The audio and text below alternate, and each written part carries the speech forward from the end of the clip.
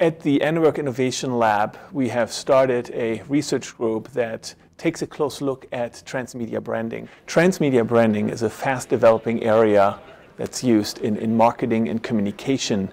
And what we want to do is brainstorm and work with a large group of experts in the field on figuring out the design principles and also the ethical principles for transmedia branding.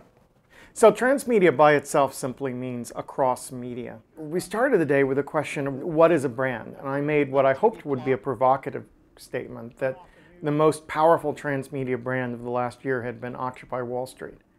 And that it did so by breaking all of the rules of traditional branding. That is, it created an image, a message, the 99% and the 1%, but it did so not by maintaining consistency, but by enabling everyone who participated to create their own version of that message. Branding used to mean broadcast messaging effectively.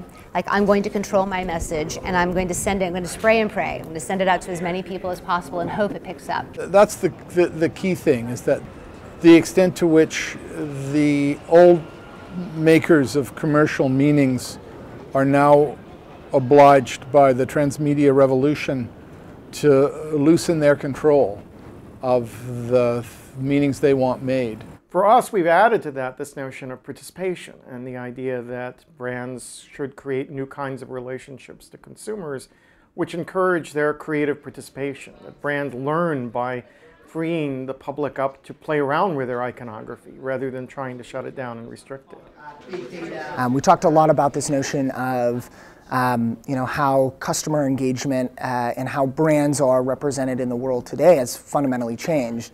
I'm basically thinking about concepts that are not bound to just one medium. I'm more or less creating a whole user experience that I'm trying to transmit over different channels.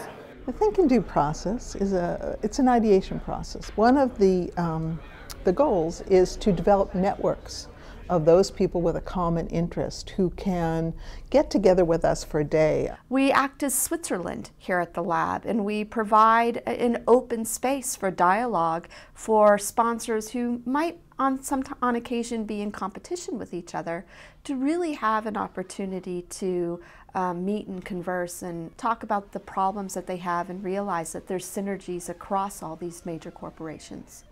And out of that, I think we generate a boatload of new ideas about what the future of advertising might look like. And I think one of the key insights we take away is this need to break out of the silos and sort of open up new flows of communication, especially as companies are trying to enter into new spaces where traditional rules don't apply and where traditional boundaries are being transcended on a regular basis.